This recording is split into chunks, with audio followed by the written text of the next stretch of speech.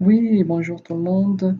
En fait, pour faire un suivi à propos du colloque qui a eu lieu le 20 octobre 2018 à l'école secondaire Cavalier de la Salle, je vous fais cette vidéo pour juste que vous ayez une trace de ce qu'on a fait. Donc, juste un petit rappel rapide, c'était quoi l'objectif de l'atelier? L'atelier servait à utiliser le capteur gyroscopique pour que le robot avance en ligne droite. Puis si jamais il arrive un événement qui le dévie de sa trajectoire, il s'ajuste pour se remettre encore en ligne droite et en fin de compte utiliser ce processus-là ou bien cette technique pour faire la mission du cratère. C'est ce qu'on va faire ensemble tout de suite. Donc je vous rappelle les formules qu'on a utilisées pour réaliser ces exercices-là. On a ce qu'on appelle l'erreur. Donc ça, c'est comme juste la différence entre l'angle cible qui est dans notre cas 0 parce qu'on veut qu'il maintienne une ligne droite. Donc la valeur cible, c'est 0 et l'angle mesuré, c'est l'angle que le capteur gyroscopique mesure. La différence fait l'erreur qu'on doit ajuster ou bien qu'on doit utiliser pour ajuster la trajectoire ou le mouvement du robot. Puis on multiplie l'erreur qu'on vient de calculer par une constante. Cette constante-là, ça sert juste à déterminer à quelle vitesse on aimerait que le robot ajuste sa trajectoire. Est-ce qu'on veut que ça soit violent, très rapide ou qu'il prenne son temps quand même? Donc, ça dépend un peu de la vitesse, ça dépend de l'objectif. Donc là, pour la mission du cratère, par exemple, on avait une courte distance dans laquelle on devait s'ajuster. C'est pour ça que le coefficient, dans notre cas ici, doit être assez grand pour que l'ajustement se fasse rapidement, sinon il va sortir de la ligne droite, donc là il ne va pas pouvoir réaliser la mission. Donc ça c'est le principe en général. De quoi on a besoin? On a besoin, comme les formules l'indiquent, on a besoin de trois variables. Trois variables, donc l'erreur, l'angle cible, ça c'est pas une variable parce que c'est comme juste la valeur que le capteur gyroscopique va mesurer. On a l'angle mesuré et l'erreur. On va commencer à faire ça. Donc, on va commencer à faire le programme. La première chose, on va commencer par créer les variables. Donc là, le premier variable, ça sera, on va écrire. Donc, il faut voir ça comme une valise. Euh, euh, une valise dans laquelle on met on met quelque chose. Donc, voilà, on va ajouter une variable. Là, les variables sont déjà créées, mais pour ajouter une nouvelle variable, c'est comme ajouter une variable qu'on va appeler notre cible. Puis quand on fait OK, ça va apparaître dans notre liste. Donc là, la variable cible existe déjà. Ça sera, vous avez le choix entre lire et écrire. Écrire, c'est quand on veut écrire quelque chose dans cette variable-là. Lire, c'est comme, quand ça vient de son nom, on veut lire ce qu'il y a dans la valise. Donc là, on va écrire quelque chose dans la valise. On va écrire une valeur numérique. Donc notre cible, c'est 0. La deuxième variable, ça sera l'erreur. Donc même principe, ajouter variable qu'on va nommer erreur, mais là c'est déjà créé la variable 0, puis c'est encore on va écrire 0 à l'intérieur. On peut commencer par une erreur nulle, et ensuite la dernière variable qu'on va utiliser, c'est notre constante qu'on va appeler pour l'exercice KP et on va donner la valeur de 2. C'est comme en le calibrant, ça a calibré. Donc là, en fonction de la mission que vous voulez réaliser avec vos jeunes, vous pouvez écrire la valeur ici. Donc c'est essai erreur. Si on met 2 puis on voit qu'il réagit trop rapidement ou que ça ne fonctionne pas, il faut diminuer cette valeur-là. Ensuite, on fait un petit traitement pour le capteur gyroscopique pour éviter le drift. Donc là, c'est juste parce que vous remarquerez à un moment donné, à plusieurs reprises, en utilisant le capteur gyroscopique, que des fois, la valeur qui mesure augmente constamment avec le temps sans même que le robot bouge. Donc là, pour le mettre à 0 et pour éviter que la valeur augmente avec le temps, on va utiliser le menu jaune, mettre le capteur gyroscopique et là, on va mesurer la vitesse de rotation. Mesurer la vitesse de rotation, l'angle et la vitesse de rotation plutôt. Donc on va mesurer les deux, l'angle et la vitesse de rotation, et ensuite on va lui donner juste un 0,5 secondes de délai avant de aller dans le menu orange. On est déjà sur le menu orange, puis on va mesurer l'angle. Donc en gyroscopique, comparer angle, puis on va comparer ceci à 0. Et on va encore une fois le faire patienter pendant une seconde. Donc là, on a créé nos variables. La page gyroscopique, comparer. Non, c'est pas grave, je dis pas juste patienter 0,5 secondes. Donc là, on est prêt à faire un programme capable de nous faire cette équation-là et modifier et ajuster le mouvement du robot. Donc, là, nos variables sont prêtes.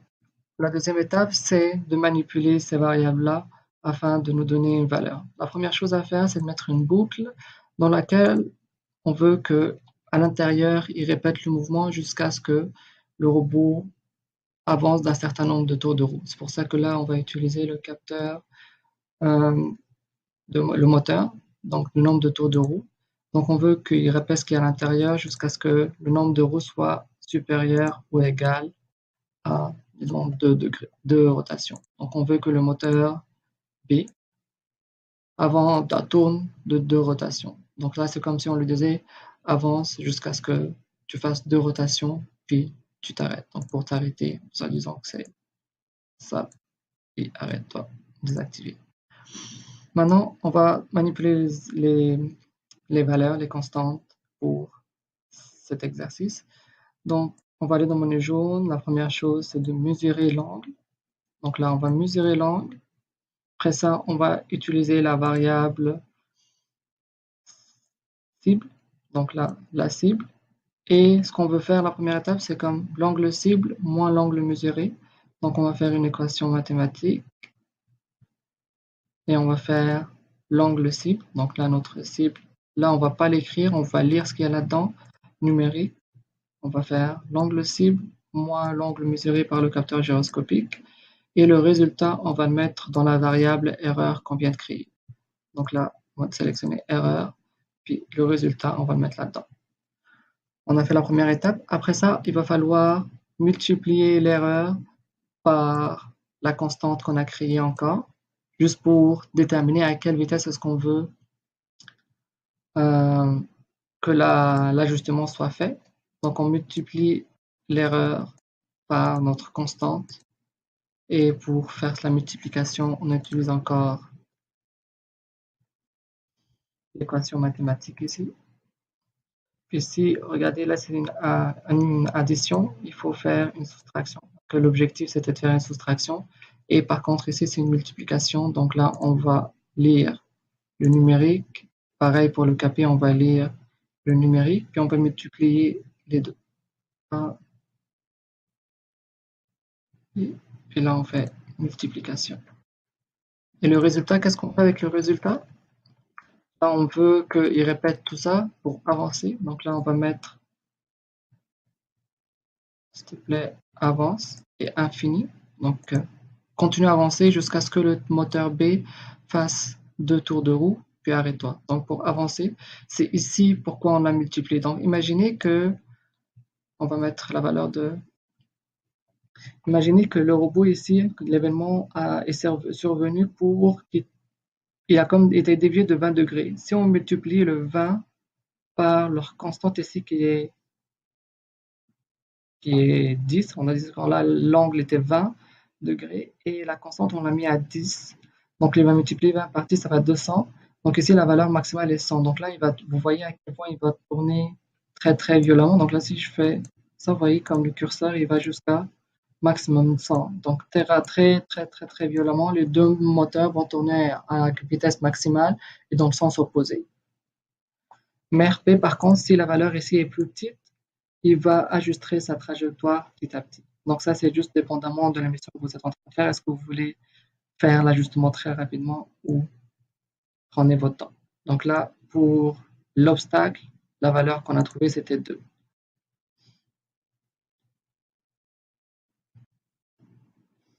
Donc là, le résultat, on va le mettre dans le bloc vert pour le déplacement. Donc là, dépendamment. Donc là, si on récapitule, l'angle, s'il est à 0, l'erreur sera à 0, multiplié 0 multiplié par la constante, il va garder la ligne droite. Donc là, idéalement, on veut que ici, ça maintient la ligne droite, 0. si jamais il y a une erreur qui se passe, l'angle sera, disons, de 5 degrés. 5 moins le 0, ça fait 5 degrés, fois notre constante qui est 2.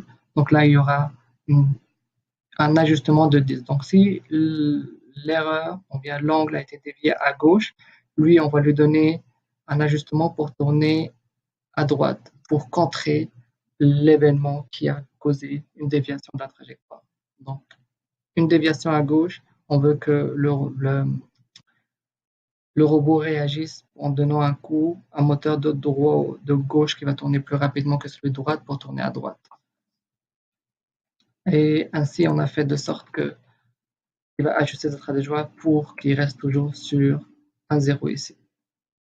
Donc voilà pour le avancer en ligne droite. Maintenant, on va faire tourner.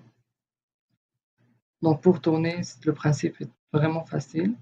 On veut qu'il tourne. Donc là, on va mettre une vitesse négative, peu importe, 20, puis 20.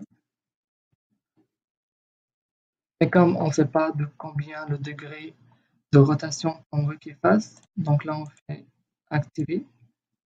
C'est justement le but du capteur quand on ne sait pas l'angle de rotation qu'on aimerait faire. Puis capteur gyroscopique, comparer, changement, angle. On veut un changement de, disons, 80 degrés. Et faire un changement de 80 degrés, après ça, on veut qu'il arrête. Ça, c'est pour tourner à droite ou à gauche de 80 degrés. Donc là, ce qui va déterminer à droite ou à gauche, c'est la vitesse. Si le moteur de gauche est négatif et à droite, c'est positif, il va tourner à gauche. Si c'est l'inverse, il va tourner à droite. OK, donc là, on a fait le avancer, le tourner. Si on veut maintenant utiliser MyBlock pour réaliser la mission du cratère. Avant de commencer, on va changer le nom des programmes pour que ça soit significatif. Donc le premier programme, on va l'appeler avancer droit. Et le deuxième, on va l'appeler tourner. On va faire le MyBlock pour avancer droit. Donc on sélectionne tout le programme qui va être remplacé par notre MyBlock, donc complètement à part le bloc de début. Donc on sélectionne la totalité, puis on fait outils et créateur de MyBlock, de mon bloc en français. Donc là on va créer mon bloc qui s'appelle avancer. Et on va choisir un icône représentatif. Donc pour avancer, je vais choisir celui-là. Puis on va créer 3 paramètres. C'est quoi les 3 paramètres? C'est des valeurs d'entrée. Donc c'est comme on va décider, je veux utiliser mon bloc pour que le robot avance à une certaine vitesse pour un certain nombre de tours de roue et avec une constante, notre KP d'une certaine valeur. Donc voilà nos 3 constantes. On va les quand même personnaliser un petit peu. On va aller dans icône du paramètre. Le premier, on va dire que c'est notre constante. On va l'appeler juste P pour avoir ça quelque chose de visuel pour voir que ça c'est notre constante. La deuxième valeur, on a dit que c'était la vitesse avec laquelle on veut que le robot avance. Donc ça c'est la vitesse. Et le nombre de tours de roue, on va dire que c'est ça. Donc ça c'est le nombre de tours de roue qu'on veut que le robot fasse. Valeur d'entrée, donc c'est comme des valeurs qu'on va donner à mon bloc et qui va lui par la suite injecter dans le programme. Donc entrée et non pas sortie, numérique, c'est des valeurs numériques. Pour le B, on va dire que la valeur de défaut, c'est 0,2. Pour la vitesse, on va dire que la valeur de défaut, c'est 50. Et pour le nombre de rotations, on va dire que c'est 1. Une fois qu'on a fini, là, ce qu'il va faire, c'est il va créer un bloc et il va créer un nouveau programme qui va l'appeler au même nom de le MyBlock. Donc là, il a créé un programme appelé avancer. Et là, ce qui reste à faire, c'est d'associer chaque paramètre à là où est-ce qu'il doit être dans le programme. Mais avant de faire ça, il va falloir mettre très important de réinitialiser le moteur B, un moteur qu'on utilise pour le déplacement. Pourquoi on fait ça? Parce que si on veut utiliser ce MyBlock-là à plusieurs reprises dans un même pour réaliser la mission du cratère, donc là, donc là, on est d'accord que pour faire la mission du cratère, il va avancer, tourner, faire un carré.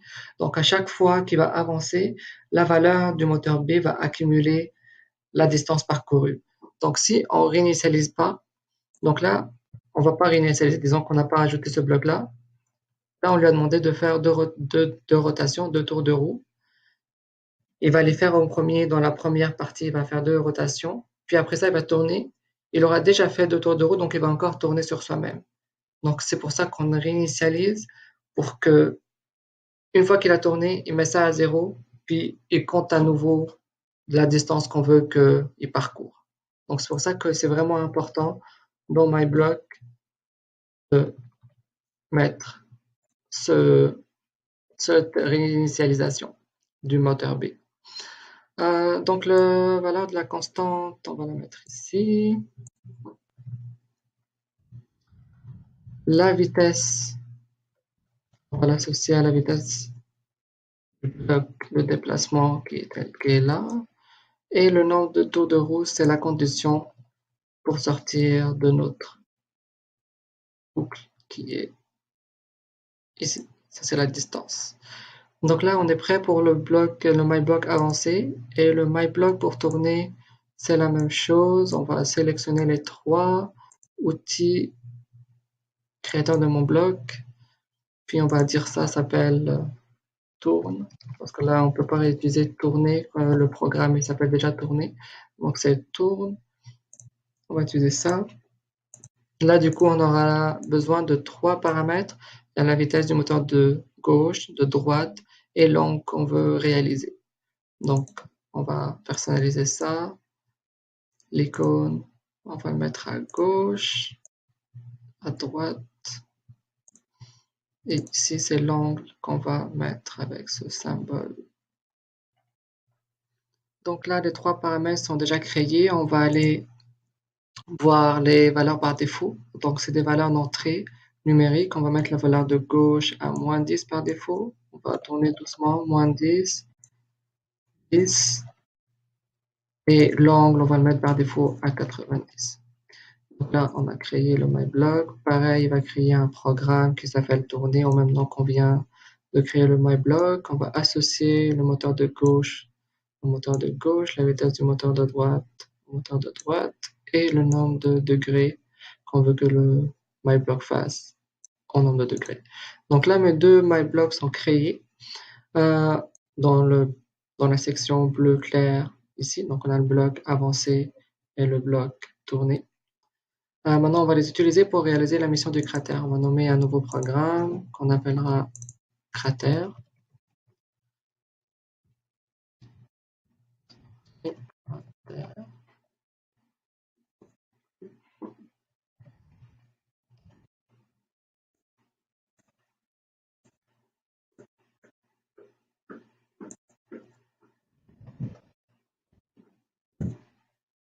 Ok, ben pour le moment, je ne sais pas pourquoi il ne veut pas nommer le programme cratère.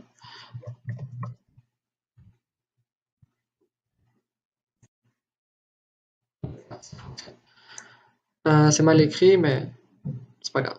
Donc là, qu'est-ce qu'on va faire? C'est que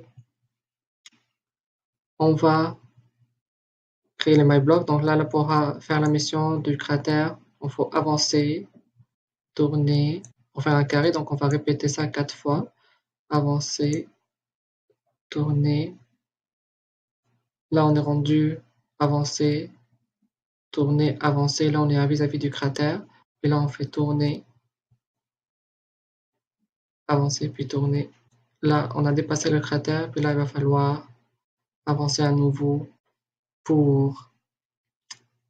Donc, avancer, tourner, avancer, tourner, avancer, tourner, avancer. Donc, avance, tourne jusqu'à ce que tu sois là où tu veux être à côté, genre en parallèle avec le cratère. Tu tournes, t'avances, tu tournes, t'avances. Ok, très bien. Donc là, on va avancer de 3,2 rotations, une vitesse de 20 et notre constante, on va la mettre à 2, moins 10, on veut tourner de 90. Après ça, on veut que la constance reste à 2. La vitesse, on va encore avancer doucement pour une distance de 2,6. Moins 10, on va tourner de 90. Puis ici, on va garder ça à 2, mais on va accélérer beaucoup pour dépasser le cratère, parce que le cratère, il va influencer notre robot. Donc, il faut qu'il soit capable de traverser les obstacles et tourner de 90 une fois la distance, on l'a mis à 3,2, de tourner de 90 avant pour retourner à la base. On va lui demander de